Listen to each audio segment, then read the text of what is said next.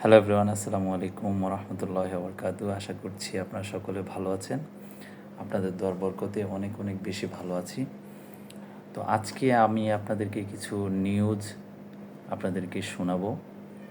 আজকের এই নিউজ আমি অনলাইন থেকে আপনাদেরকে পড়ে শোনাচ্ছি।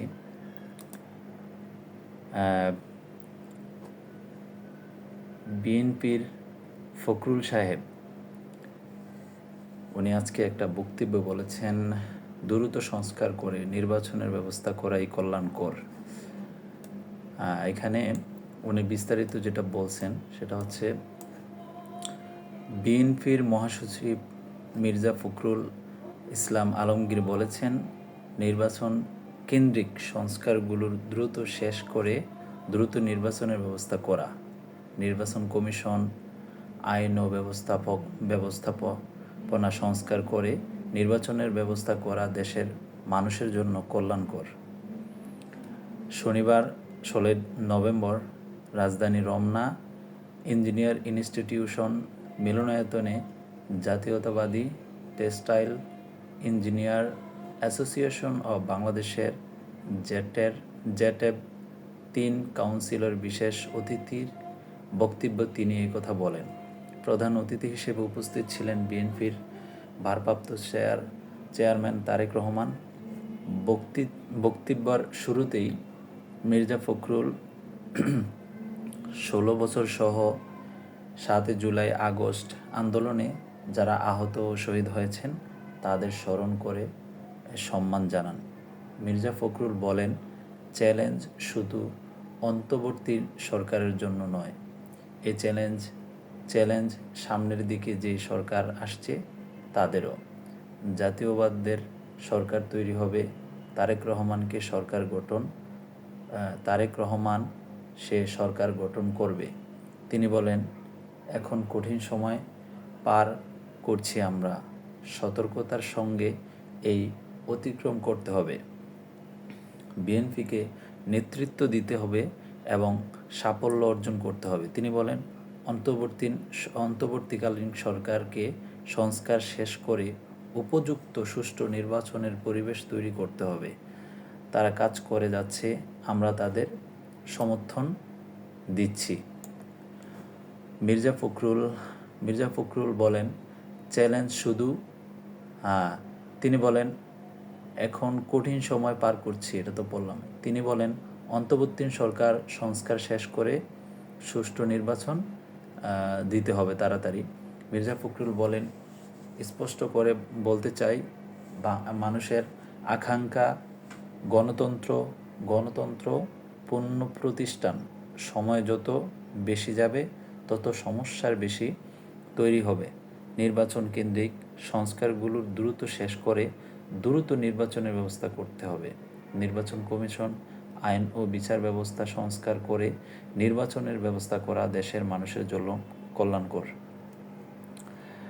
দেশের গণতন্ত্র প্রতিষ্ঠার জন্য বাংলাদেশের লড়াই সংগ্রাম চালিয়ে যাব জানিয়ে বিএনপির মহাসচিব বলেন, গণতন্ত্র পুনরুদ্ধারের লড়াইয়ের যেন আমরা পিছিয়ে না পড়ি সেই বিষয়টা খেয়াল রাখতে হবে।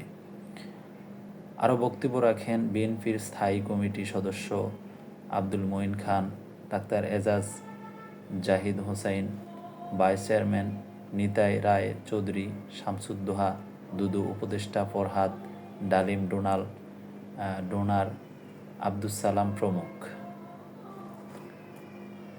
আমরা আরেকটি নিউজ পড়ব আজকের। এখানে, পলাতক আওয়ামী শক্তিকে এ জাতি আর কোনো দিন গ্রহণ করবে না। শিবির সভাপতি এই কথাটা বলছেন, যে যারা আওয়ামী লীগের নেতা ছিল, যারা আমাদের বাংলাদেশ থেকে 2 মাস আগে যে পালিয়ে গেল, তারা কোনো দিন আমাদের এই জাতি আমরা যারা বাংলাদেশের আছি, আমরা তাদেরকে কোনো দিনই গ্রহণ করব না, এটা বলেছেন শিবির সভাপতি। আসুন উনি কি বলেছেন বিস্তারিত জানা যাক। বাগেরহাট বাংলাদেশের ইসলামী ছাত্র শিবিরের কেন্দ্রীয় সভাপতি মঞ্জুরুল ইসলাম বলেন, জামাতে ইসলামের আমির মাওলানা মতিউর রহমান নিজামী, শিবিরের সাবেক কেন্দ্রীয় সভাপতি মীর কাসিম সহ জামাতের অনুসারী ও ইসলাম ছাত্র শিবিরের বিভিন্ন পর্যায়ের জনশক্তিকে ফাঁসি দেওয়া হয়েছে, কারাগারে হত্যা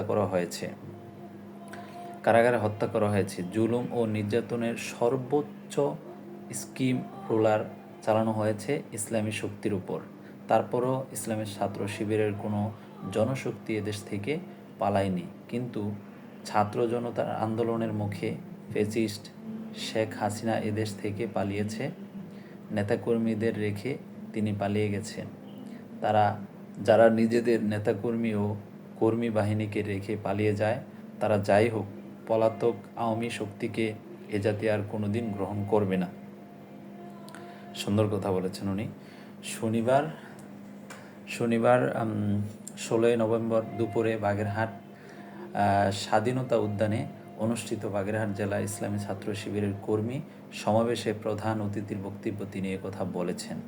তিনি আরও বলেন, ইসলামী ছাত্র শিবিরের বিভিন্ন পর্যায়ের জনশক্তি যখন রাজপথে মিছিল করছে, তখন তাদের গ্রেপ্তার করে বিভিন্ন নাটক মঞ্চায়িত হতে দেখেছি।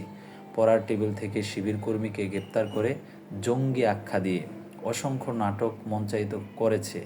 আজকে সেই দিন শেষ, নতুন একটি অধ্যায় শুরু হয়েছে। ফেসিবাদী শক্তি ফ্যাসিস্ট হাসিনা ও তার সহযোগীরা ইসলামপন্থীদের উপর অত্যাচারের স্টিম রোলার চালিয়ে একটি ভীতিকর পরিস্থিতি সৃষ্টি করে রেখেছেন। সেই হাসিনা ও তার সহযোগীদের পাহাড় সম জুলুমের মসনদ ইসলামী ছাত্র আন্দোলন এদেশের ছাত্র জনতা তছনছ করে দিয়েছে, তাদের এদেশ থেকে বিতাড়িত করেছে। ইসলামী ছাত্র শিবিরের জেলা সহসভাপতি নজমুল হাসান সাইফের সভাপতিত্বে কর্মী সমাবেশ আরও বক্তব্য দেন বাগেরহাট জেলা জামায়াতের আমির মাওলানা রেজাউল করিম, নায়েবে আমির অ্যাডভোকেট আব্দুল ওয়াদুদ, সেক্রেটারি ইউনুস আলী, সাবেক জেলা আমির মাওলানা মতিউর রহমান খান, শিবিরের কেন্দ্রীয় কলেজ কার্যক্রম সম্পাদক শফিউল্লাহ, ঢাকাস্থ বাগেরহাট ফোরামের সভাপতি ডাক্তার আতিয়ার রহমান, শিবিরের জেলা সেক্রেটারি মোর্শেদ আলম প্রমুখ। এ সময় আরও উপস্থিত ছিলেন অধ্যাপক আব্দুল আলিম, শেখ মঞ্জুরুল হক ফাহাদ, হাফেজ সুলতান আহমদ, অ্যাডভোকেট শামসুজ্জামান, শেখ এনামুল কবির, আব্দুল আউয়াল সহ সাবেক জেলা সভাপতি বৃন্দ ও থানা জামায়াতে আমিরের বৃন্দ। প্রায় 16 বছরের বেশি সময় পরে বাগেরহাট জেলায় প্রকাশ্যে অনুষ্ঠিত কর্মী সমাবেশ বাগেরহাট জেলা ও বিভিন্ন উপজেলা ছাত্র শিবিরের প্রায় কয়েক হাজার নেতাকর্মী অংশগ্রহণ করেছেন। খুব সুন্দর একটি নিউজ পড়লাম। আমরা এখন আরও কিছু নিউজ পড়ে আপনাদেরকে শোনাবো। এটা হচ্ছে এখানে একটা লেখা খুব ইন্টারেস্টিং লাগলো, সেটা হচ্ছে ভবিষ্যতে কেউ টাকা পাচার করলে ধরা পড়বে, অর্থ উপদেষ্টা। আচ্ছা, এটা তো পড়বই। আচ্ছা, দলের অস্তিত্ব ফিরিয়ে আনতে দিবস ভিত্তিক কর্মসূচির চিন্তা আওয়ামী লীগের। আচ্ছা, এটা মানে তারা চিন্তা করতেছে দলের অস্তিত্ব ফিরিয়ে আনতে দিবস ভিত্তিক কর্মসূচির চিন্তা আওয়ামী লীগের। মানে তারা চিন্তা করতেছে দিবস হয় না বাংলাদেশের, এই দিবসগুলোতে তারা জমায়েত হবে, সেখানে কর্মসূচি পালন করবে, এরকম একটা চিন্তা ভাবনা করতেছে আওয়ামী লীগ। বুঝতে হবে তাদের চিন্তা ভাবনা কিন্তু খুব মানে কি বলবো, ক্রিমিনালি চিন্তা ভাবনা তাদের ভিতরে। আচ্ছা, ঢাকা আগামী তো দিবস ভিত্তিক আরও কিছু কর্মসূচি দিয়ে দলের অস্তিত্ব ফিরিয়ে আনতে চায় আওয়ামী লীগ। ভবিষ্যতে দলকে দৃশ্যমান ও রাজনৈতিক শক্তি হিসেবে অস্তিত্ব টিকিয়ে রাখতে এই মুহূর্তে আর কোনো বিকল্প দেখছে না দলটি। গত 5ই আগস্ট ছাত্র জনতার অভ্যুত্থানে ক্ষমতাচ্যুত হয় আওয়ামী লীগ। দলের সভাপতি শেখ হাসিনা প্রধানমন্ত্রীর পদ থেকে পদত্যাগ করে এই দিনেই দেশ ছাড়েন। বর্তমানে তিনি ভারত অবস্থান করেছেন।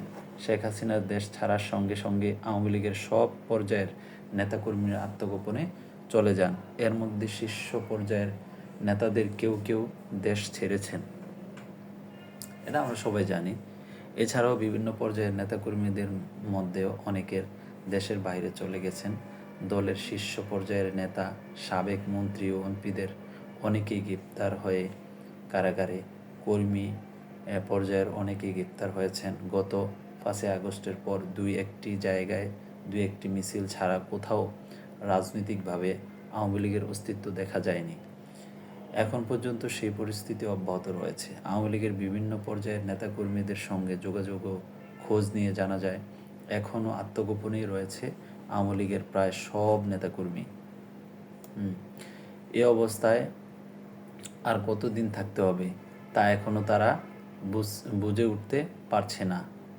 সহসা পরিস্থিতি অনুকূল আসবে এমনটা তারা ভাবতে পারছে না বলে দলটির কয়েকজন নেতাকর্মীর সঙ্গে কথা বলে জানা যায়। আওয়ামী লীগের নেতারা বলেছেন, দলের নেতাকর্মীদের বাধ্য হয়ে আত্মগোপনে যেতে হয়েছে। গত 5 আগস্টের পর নেতাকর্মীদের উপর যেভাবে হামলা হয়েছে, বাড়িঘর ভাঙচুর, আগুন ধরিয়ে দেওয়া হয়েছে, এই অবস্থায় পালিয়ে না থাকলে অনেকেই জীবন রক্ষা হতো না। জীবন বাঁচাতে পালিয়ে থাকা ছাড়া বিকল্প কোনো পথও ছিল না। এভাবেই বিপর্যয় পরিস্থিতির মধ্যে দিয়ে দলের নেতাকর্মীরা 100 দিন পার করছে। 100 দিন হলো। আওয়ামী লীগের নেতারা জানান, এখনও পরিস্থিতি এ অবস্থায় রয়েছে। হামলা ভাঙচুরের ঘটনা এখন ঘটেছে, রয়েছে গ্রেপ্তারের ঝুঁকি। অধিকাংশের নামে একাধিক মামলা হয়েছে। শুধু তাই নয়, এখনও পর্যন্ত জীবনের ঝুঁকি রয়ে গেছে। বিভিন্ন দলের পক্ষ থেকে নির্বাচনের দাবি সামনে নিয়ে আসা হলেও এই মুহূর্তে আওয়ামী লীগের এ ধরনের কিছু ভাবছে না। বিপর্যস্ত দল নিয়ে নির্বাচনে যাওয়ার পরিস্থিতি নেই। সঙ্গত কারণে সহসাই নির্বাচনের কথা ভাবছে না দলটি। তবে দিবসভিত্তিক কিছু কর্মসূচির মাধ্যমে দলকে সচল করা ও নেতাকর্মীদের মনোবল ফিরিয়ে আনার চেষ্টা করা হবে বলে আওয়ামী লীগের একাধিক সূত্রে থেকে জানা গেছে। আওয়ামী লীগের কয়েকজন নেতার সঙ্গে কথা বলে জানা যায়, এখনও অধিকাংশ নেতাকর্মীর নিজেদের মধ্যে যোগাযোগ তৈরি হয়নি। নেতাকর্মীদেরকে কোথায় কীভাবে আছেন তাও অনেকেই জানেন না। তবে বিদেশে থাকা কিছু নেতা সেখান থেকে সামাজিক যোগাযোগ মাধ্যমে দেশে আত্মগোপনে থাকা দলের বিভিন্ন পর্যায়ের নেতাকর্মীদের সঙ্গে যোগাযোগ করার চেষ্টা করছেন। অনেকের সঙ্গেই তারা কথা বলছেন, খোঁজখবর নিচ্ছেন। দলের সভাপতি শেখ হাসিনাও কারো সঙ্গে মাঝে মধ্যে কথা বলেন বলেই এই নেতারা জানান। দেশে পালিয়ে থাকা কর্মীদের সঙ্গে ফোনে যোগাযোগ বা কথা বলার ক্ষেত্রেও ঝুঁকি রয়েছে বলে জানিয়েছেন নেতাকর্মীরা। তাদের সঙ্গে নেতারাও বিদেশ থেকে কথা বলবেন। সেই কল রেকর্ড ফাঁস হওয়ার পর ওই নেতাকর্মীরাও যাতে বিপদে না পড়ে সেই বিষয়টিও বিবেচনায় নেওয়া হচ্ছে। এই পরিস্থিতিতে দলের official verified Facebook page, WhatsApp, Twitter, mail মাধ্যমে যোগাযোগকে গুরুত্ব দেওয়া হচ্ছে। এই মাধ্যমগুলো দেওয়ার নির্দেশনাকে নেতাকর্মীদের ফলো করা এবং এর মাধ্যমে নিয়মিত যোগাযোগ তৈরি করতে বলা হচ্ছে। এদিকে গত 10 নভেম্বর নূর হোসেন দিবস উপলক্ষে গুলিস্তানের 0 পয়েন্টে দলের নেতাকর্মীদের সমাবেত হওয়ার ডাক দেওয়া আওয়ামী লীগের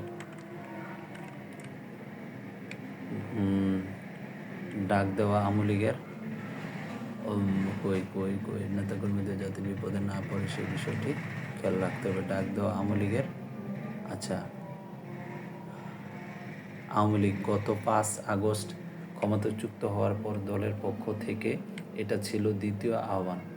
এর আগে গত 5 আগস্ট বঙ্গবন্ধুর প্রতি শ্রদ্ধা জানাতে ঢাকায় ধানমন্ডি 32 নম্বরে বঙ্গবন্ধু ভবনে আসার আহ্বান জানানো হয়েছিল।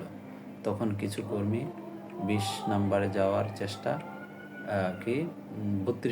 যাওয়ার চেষ্টা করে বাধা ও হামলা শিকার হন। দীর্ঘদিন পরে আবার নূর হোসেন দিবসে সমবেত হওয়ার আহ্বান জানানো হয়। আওয়ামী লীগের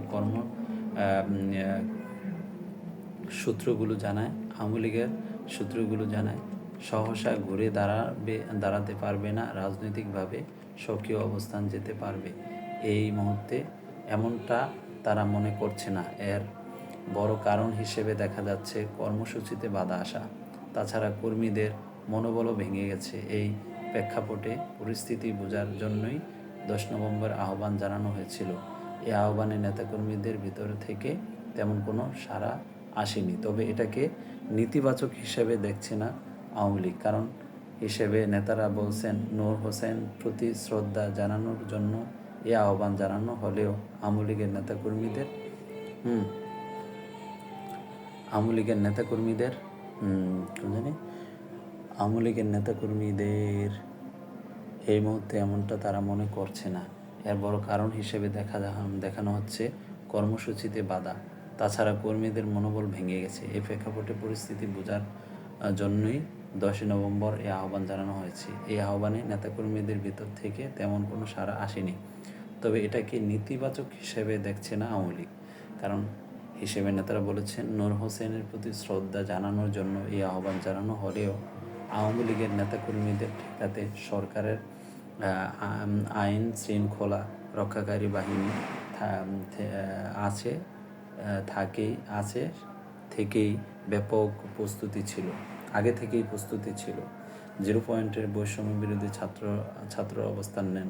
বঙ্গবন্ধু এভিনিউ আওয়ামী লীগের কার্যালয়ের সামনে বিএনপির কর্মীরা অবস্থান নিয়ে সারাদিন মিছিল সমাবেশ করেন। সেখানে বিভিন্ন সময় আওয়ামী লীগের কিছু কর্মী আসার চেষ্টা করলে তাদের উপর হামলা হয় এবং মারধর করে পুলিশকে দেওয়া হয়। এ ব্যাপারে বিভিন্নভাবে 2-1টি জায়গায় আওয়ামী লীগের এই সহযোগী সংগঠনের কিছু কর্মী মিছিল করে 0 পয়েন্টে আসার চেষ্টা করে বাধার মুখোমুখি হয়েছে। এই অবস্থায় কর্মীদের কাছে থেকে বেশি প্রত্যাশা ছিল না। তবে এর ভিতর দিয়ে মাঠের পরিস্থিতি সম্পর্কে নেতাদের একটা ধারণা তৈরি হয়েছে বলে এই সূত্রগুলো জানায়। আওয়ামী লীগের এই সূত্রগুলো আরও জানায় আগামীতে বিভিন্ন দিবসে এই ধরনের কর্মসূচির কথা চিন্তাভাবনা করা হয়েছে। তবে সেটা হবে শান্তিপূর্ণ, কোনো ধরনের সংঘাতের নয়। এই ধরনের কর্মসূচির মূল উদ্দেশ্য হবে দলের সব পর্যায়ের নেতাকর্মীদের মনোবল চাঙ্গা করা, দলের অস্তিত্ব ফিরিয়ে আনতে, এর মধ্য দিয়ে দলকে সক্রিয় করার চিন্তা করা। বাবুরে বাবু, ওনারা অনেক কিছু চিন্তা ভাবনা করে রাখছেন। হ্যাঁ, আচ্ছা, আরেকজন বিএনপির নেতা খোকন, উনি বলতেছেন শেখ হাসিনার সহ খুনিদের বিচার বাংলা মাটিতে হবে। উনি বলছেন শেখ হাসিনা সহ খুনিদের বিচার বাংলার মাটিতে হবে। আচ্ছা, উনি হচ্ছেন নরসিংদীর এক বিএনপির নেতা হবে হয়তো। আওয়ামী লীগ সরকারের আর কখনো দেশের জনগণ ক্ষমতায় দেখতে চায় না, বরং বিচার চায়। তাই শেখ হাসিনা সহ খুনিদের বিচার বাংলার মাটিতে করতে হবে বলে মন্তব্য করেছেন বিএনপির যুগ্ম মহাসচিব ও জেলা বিএনপির আহ্বায়ক খায়রুল কবির খোকন। শুক্রবার 15 নভেম্বর বিকালে নরসিংদীর গাবতলী জামিয়া কাসিমিয়া কামিল মাদ্রাসার মাঠে আয়োজিত চিনিশপুর ইউনিয়ন বিএনপির কর্মী সভায় প্রধান অতিথির বক্তব্য তিনি এ মন্তব্য করেছেন। খায়রুল কবির খোকন বলেন, দীর্ঘ 16 বছর পুলিশের মাধ্যমে অত্যাচার নির্যাতনে দলীয় কার্যক্রম করতে দেয়নি আওয়ামী লীগ। বেগম জিয়াকে ফরমায়েশি রায়ে সাজার পাশাপাশি 4 লাখ মামলায় 60 লক্ষ নেতাকর্মীকে আসামি করা হয়েছিল। সর্বশেষ জুলাইয়ে ছাত্র জনতার যৌক্তিক দাবির প্রেক্ষিতেও হত্যাযজ্ঞ চালিয়েছিল হাসিনা। তাই দেশের মানুষ গণহত্যাকারীদের রাজনীতির সুযোগ দেবে না। তিনি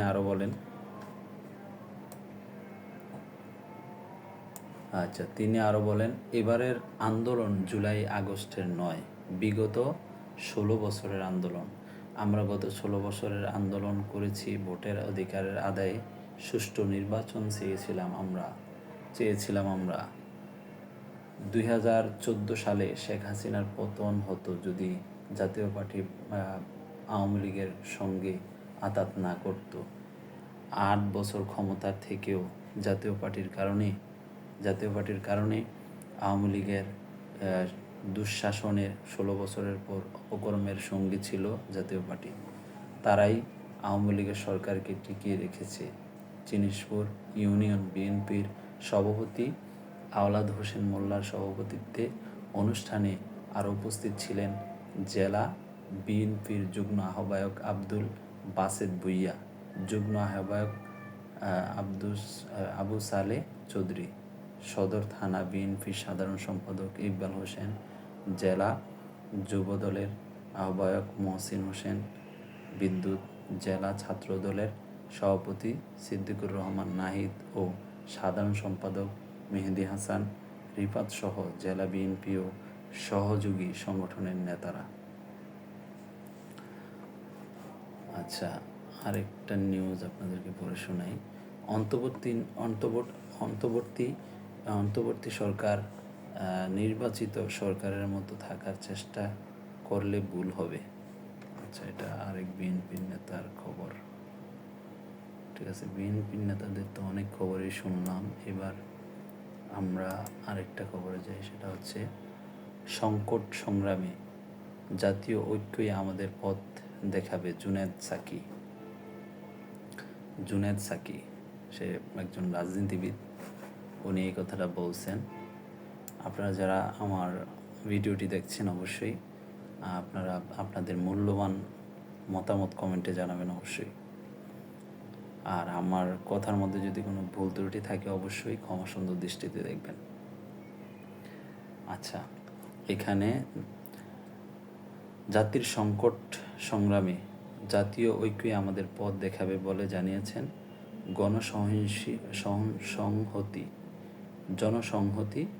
গণসংহতি আন্দোলনের প্রধান সমন্বয়ক জুনেদ সাকি শুক্রবার 15 নভেম্বর বিকেলে শাহবাগ জাতীয়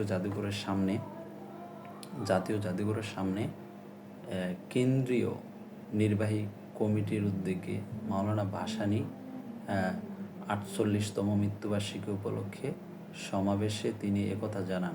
জুনেদ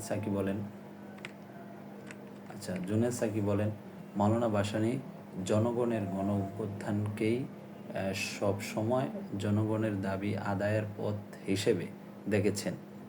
জুলাই আগস্ট গণ অভ্যুত্থান তাই একদিকে যেমন মাওলানা ভাসানী দেখানোর পথের অনুসারী, তেমনি অভ্যুত্থান পরবর্তী পথ নির্ধারণীয় শ্রমিক, কৃষক, মেহনতি মানুষের ধর্ম, শ্রেণী, বর্ণ, লিঙ্গ, জাতি নির্বিশেষে সবার রাজনৈতিক, অর্থনৈতিক, সামাজিক অধিকার ও সাম্য প্রতিষ্ঠার পথেই এগাতে হবে। প্রতিষ্ঠা করতে হবে নতুন রাজনৈতিক বন্দোবস্ত।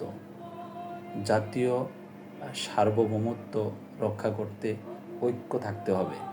সমাবেশে দলের নির্বাহী সমন্বয়কারী আব্দুল হাসান রুবেল বলেন, মাওলানা ভাসানী আসামসহ এই উপমহাদেশের রাজনীতিতে অবিসংবাদিত নেতা।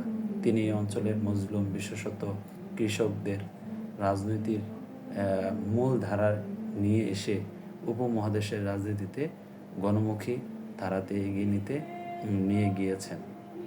ব্রিটিশ বিরোধী সংগ্রামের মাধ্যমে তার রাজনৈতিক জীবন শুরু। এরপর তিনি বাংলা ও আসামের কৃষক আন্দোলন, পাকিস্তান আন্দোলন, ভাষা আন্দোলন, 69-এর গণ অভ্যুত্থান, স্বাধীন দেশ লুণ্ঠন, চোরাকারবারিদের বিরুদ্ধে দুর্বিদ্বসাদের বিরুদ্ধে আন্দোলন, জাতীয় সার্বভৌমত্ব ও প্রাণ প্রকৃতি রক্ষায় পারাখ্যা মার্চের নেতৃত্ব দেওয়ার মাধ্যমে সমস্ত পর্বই রাজনৈতিক সংগ্রামের গতিমুখ নির্ধারণ করতে ভূমিকা রেখেছেন। সমাবেশে আরও বক্তব্য দেন রাজনৈতিক পরিষদের সদস্য দেওয়ান আব্দুর রশিদ নীলু, এরপরে তাসলিমা হাসান, মারুফ রুমি, মনির উদ্দিন পাপ্পু এবং সাধারণ সম্পাদক মণ্ডলী সদস্য বাচ্চু ভূঁইয়া, ফাল্গুনী সরকার, জুলহাস নাইম, বাবু, মুরাদ মুর্শিদ, দীপক রয়, তরিকুল সুজন, কেন্দ্রীয় নির্বাহী কমিটির সদস্য অঞ্জন দাস, তারপরে সৈকত মল্লিক ও নারী সহিংসতার সাধারণ অপরাজিত ছন্দ। আচ্ছা, আরও নিউজ পড়ব। এখানে যে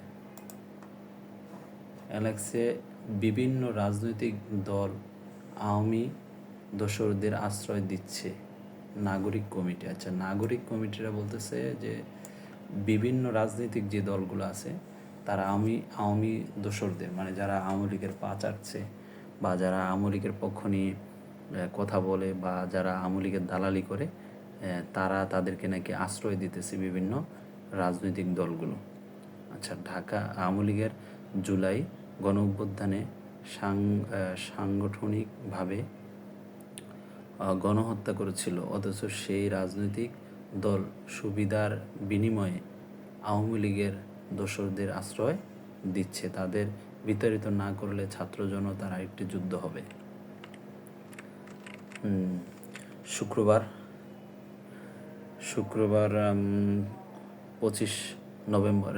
15ই নভেম্বর বিকেলে ছাত্র জনতার গণঅভ্যুত্থানের 100 দিন উপলক্ষে রাজনৈতিক কেন্দ্রীয় শহীদ মিনারে আয়োজিত সমাবেশে বক্তারা এসব কথা বলেন।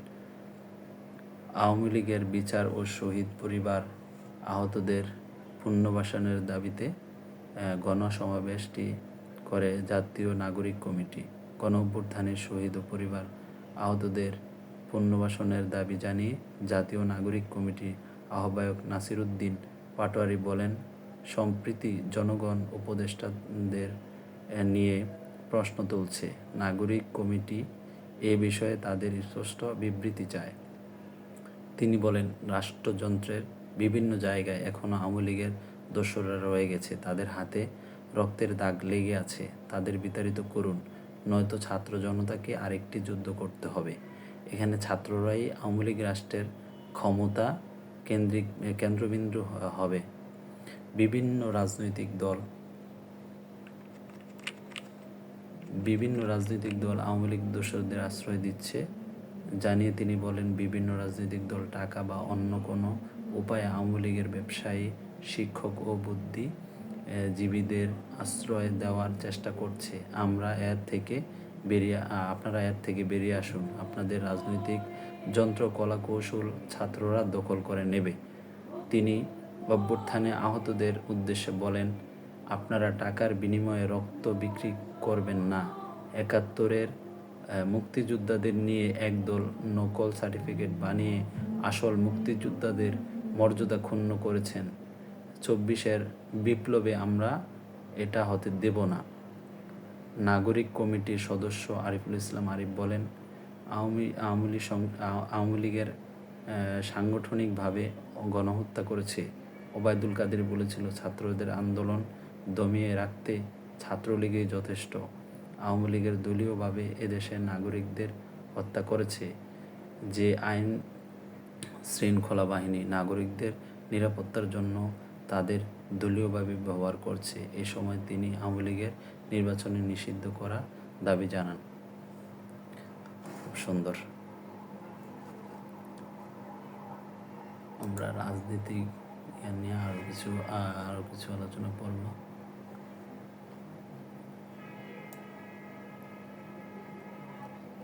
এখানে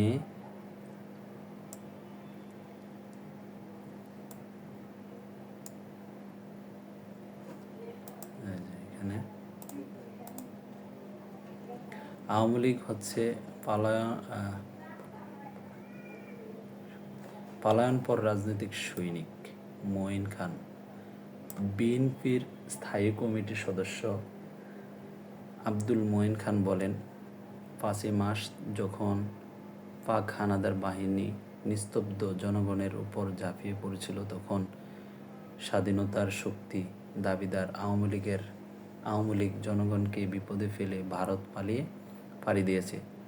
তখন দেশের পক্ষে স্বাধীনতার ঘোষণা করে জাতিকে ঐক্যবদ্ধ করেছিল শহীদ জিয়া। শুধু তাই নয়, সম্মুখ যুদ্ধ করেছিলেন। তিনি বলেন, আওয়ামী লীগ হচ্ছে পলায়নপর রাজনৈতিক শক্তি, মুক্তিযুদ্ধের পক্ষের শক্তি বলার কোনো অধিকার আওয়ামী লীগের নেই। যেমনটা 5ই আগস্ট 71-এ কাপুরুষের মতো পালিয়ে গেছে। শুক্রবার কি 15 নভেম্বর বিকালে মিরপুর শাহ আলী মাজারের সামনে জাতীয়তাবাদী বাউল দল আয়োজিত এক আলোচনা সভায় সাংস্কৃতিক অনুষ্ঠানে প্রধান অতিথির বক্তব্য তিনি কথা বলেন।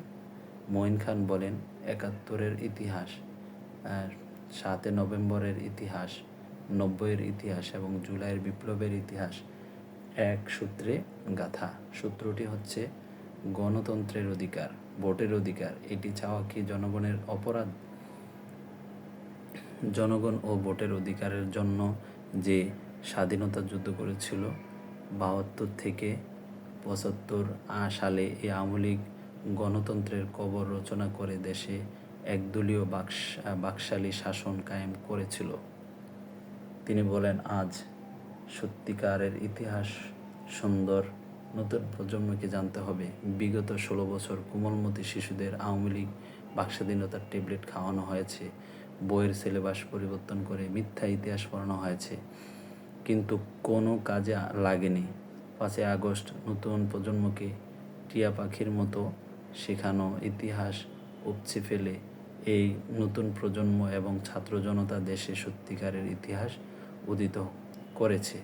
বিএনপির এই সিনিয়র নেতা বলেন, নতুন প্রজন্মকে আওয়ামী লীগের বিপথগামী করতে পারেনি, তাই 5ই আগস্ট জেলে দেশে সফল বিপ্লব সাংগঠনিক হয়েছে। দেশের মানুষ গণতন্ত্রে বিশ্বাস করে, অন্যায়কে সমর্থন করে না, অত্যাচার ও মামলা সমর্থন করে না। তিনি বলেন, বিগত 20 এবং 22 বছর যারা নতুন ভোটার হয়েছেন তারা ভোট দিতে পারেনি। সে ভোটের অধিকার নিশ্চিত করতে দেশনায়ক তারেক রহমান দেশের মানুষকে প্রস্তুত করছে।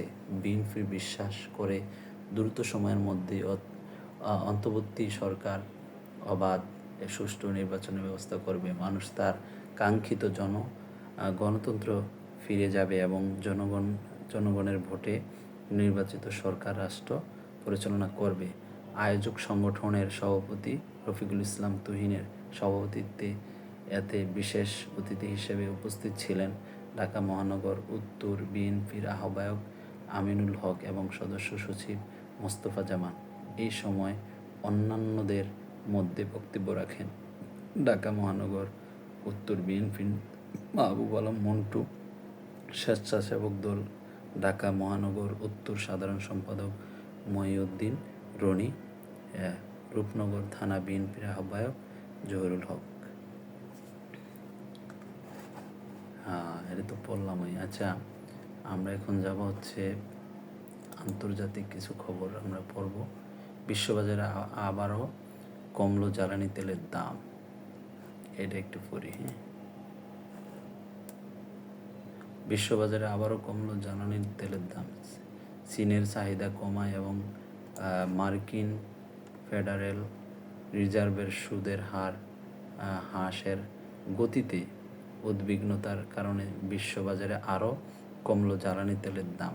শুক্রবার জ্বালানি তেলের দাম 2% বেশি কমেছে। আন্তর্জাতিক গণমাধ্যম রয়টার্সের প্রতিবেদনে বলা হয়েছে, শুক্রবার ব্রেন্টের দাম ব্যারেল প্রতি $1.52 বা 2.09% কমে $71.04 দাঁড়িয়েছে।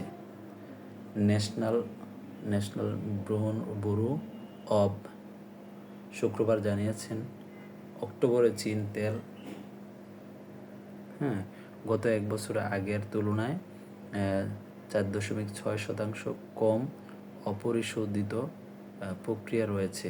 দেশটির তেল শোধনাগারগুলোর উৎপাদনের গত মাসের অনেক কমে গেছে, যা বিশ্বের বৃহত্তম অপরিশোধের আমদানিকারকদের উদ্বিগ্ন করে তুলেছে। অন্যদিকে ওয়েস্ট টেক্সাস ইন্টারমিডিয়েটের দাম ব্যারেল প্রতি এক এক দশমিক $1.68 বা 2.45% কমে $67.02 দাঁড়িয়েছে।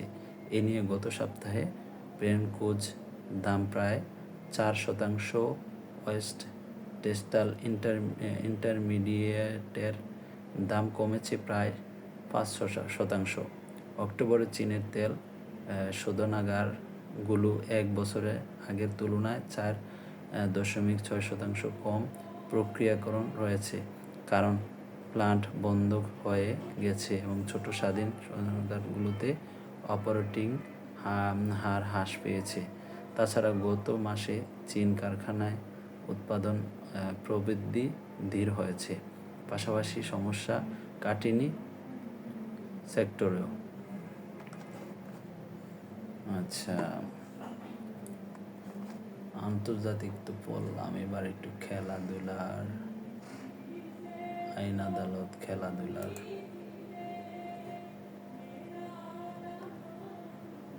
আচ্ছা, বাংলাদেশ ফুটবল টিম কি করতেছে একটু দেখি।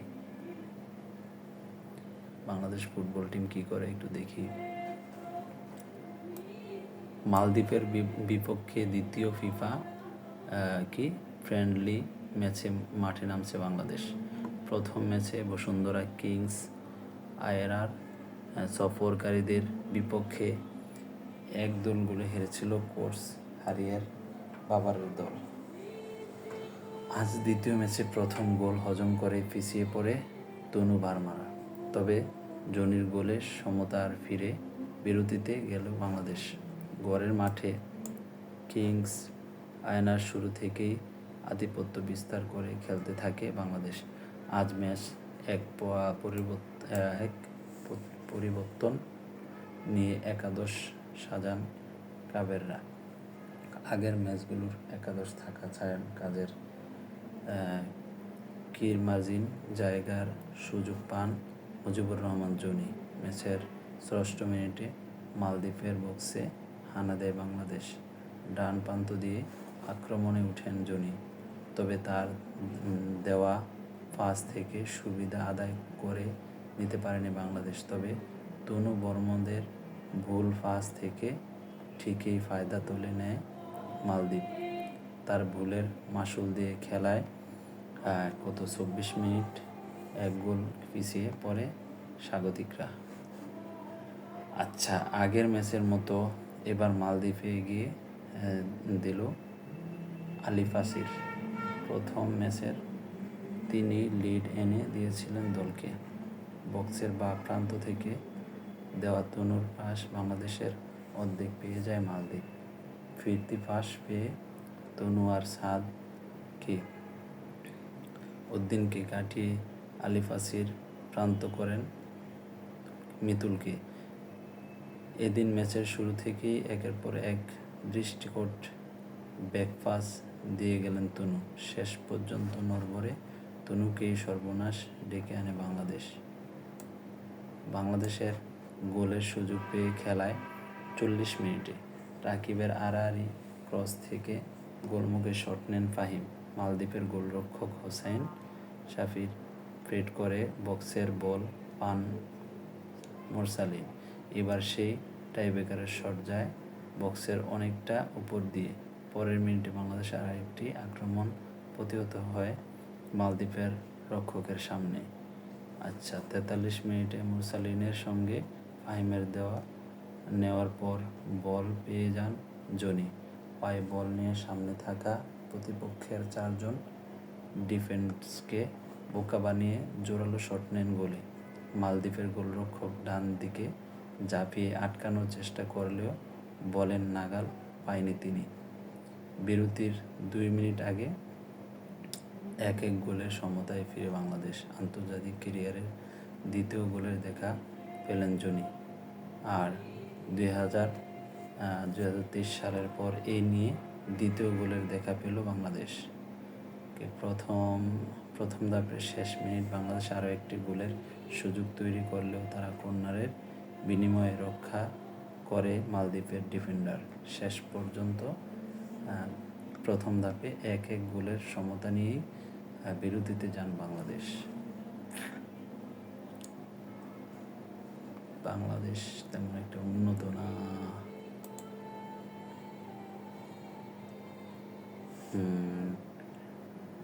আমরা